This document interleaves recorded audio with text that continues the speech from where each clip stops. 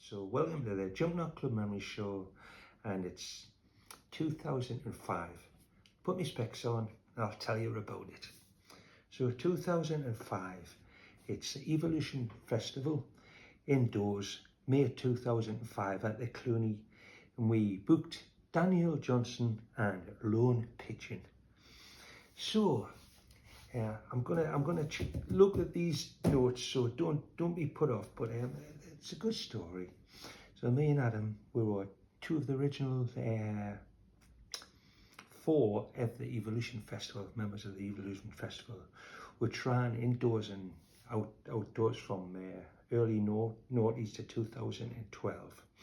So we generally did a stage on the outdoor stage, and we did some little gigs indoors.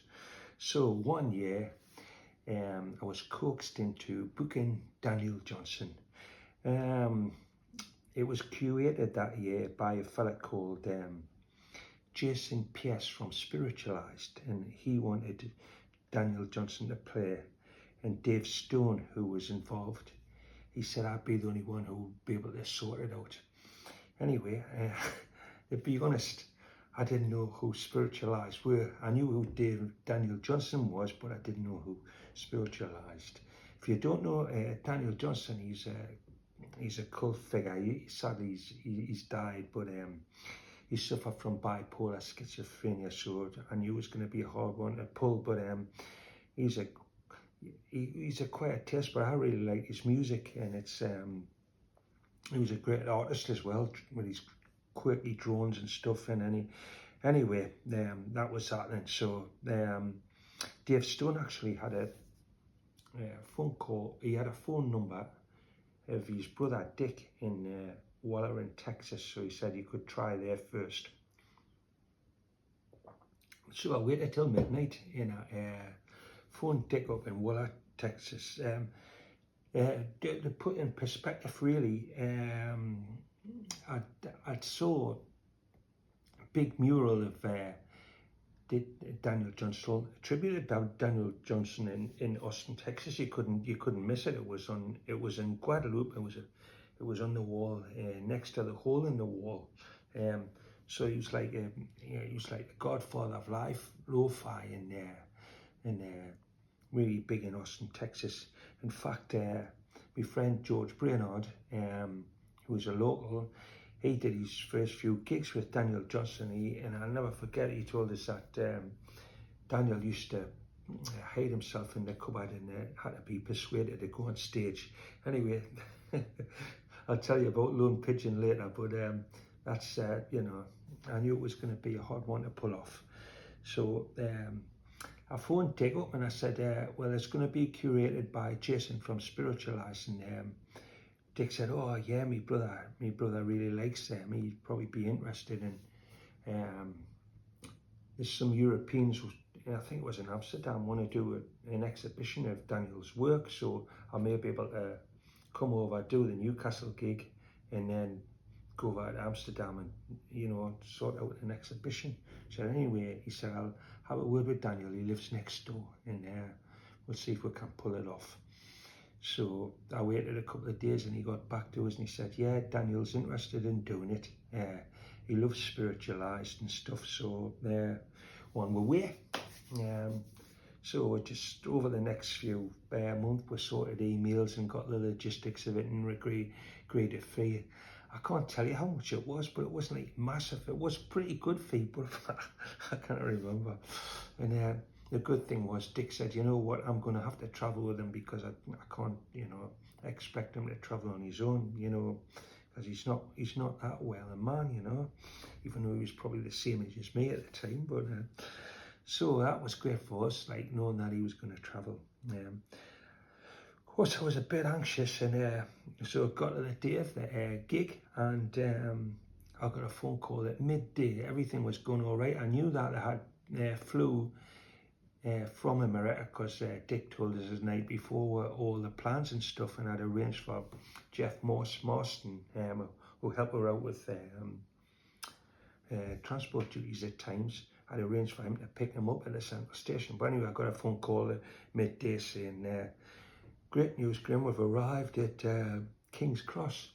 But bad news is I've lost my brother Daniel, and I'm like, oh no. I wasn't entirely surprised. Anyway, so it was an anxious wait, like here for 2 hours, waiting for Dick to phone us back and say whether they found him or not. Anyway, yeah, I told Adam, and he's like, oh no, it's anyway.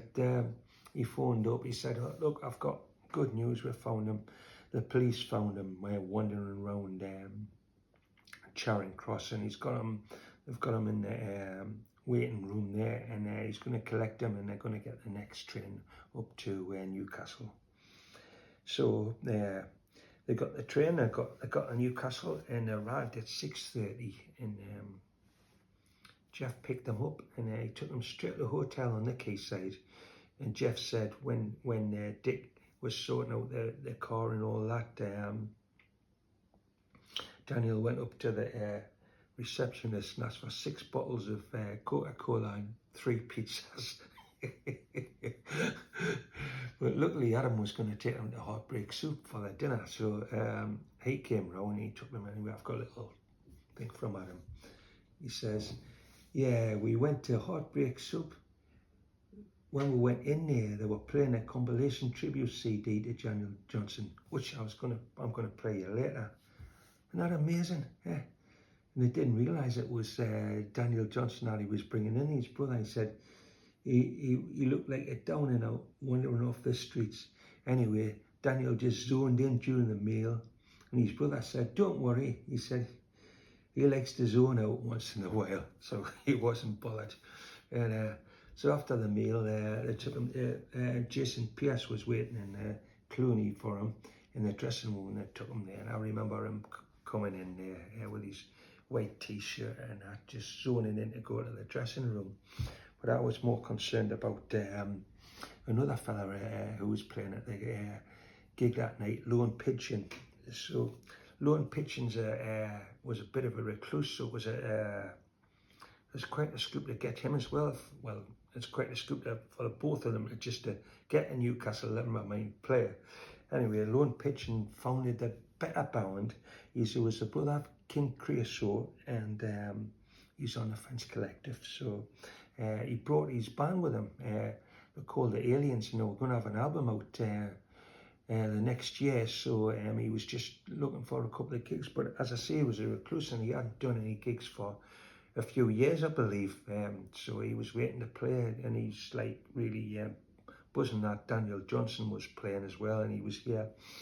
So he was all right for half an hour, but when I went to get Lone Pigeon and asked him to go on stage, like, he refused to go, and he said, oh, I'm not going on stage, Graham, no way. So he's standing there, it's like the Clooney's here, he's standing at the step. He said, I'm not going. I thought, oh, to hell with this, and I just pushed him on the stage. I says, you're on now. I says, just get on with it, will you? And I had enough of him. And he was all right, and he played. And when he at the end of the night, like after I'd watched Daniel there, him and his mates drove around Usburn in their car with their heads out, cheering and shouting and all that. It was quite something.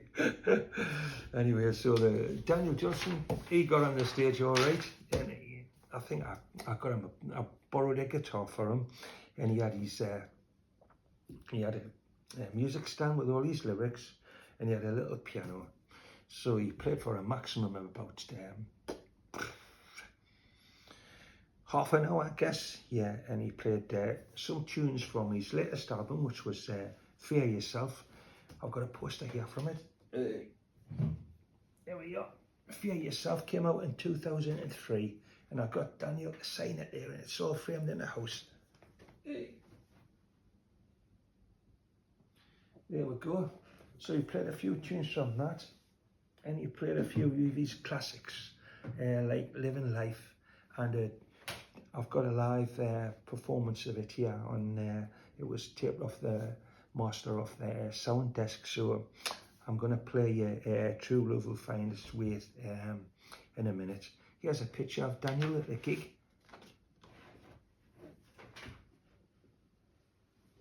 There we go. Daniel in Newcastle. And I'm going to play a track from the same track from Daniel's album that they were playing in the cafe. The late great Daniel Johnson. Right. So he played the gig, and then we took him to the dressing room, and he said to me, Adam, he said, I don't recognise this part of London. Where is it? He thought he played in London. Actually, he mentioned that on the live thing. I just didn't get it like at the time. But he was, it was reviewed for The Guardian, and it was a pretty positive review, if I remember. Anyway, enough chat. I'll play you Daniel live in Newcastle, and then I'll play the same tune on here. It'll not take too long.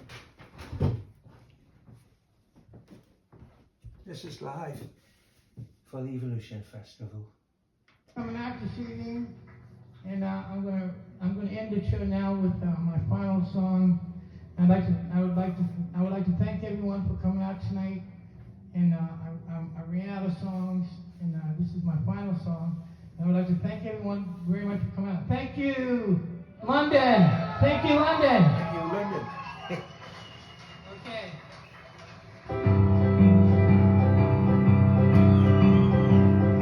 True love will find you in the end. You'll find out just who was your friend. Don't be sad, I know you will. But don't give up until true love will find you in the end.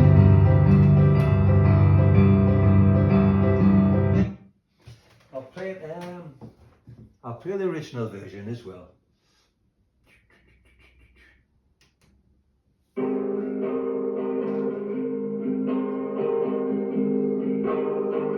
It's the original.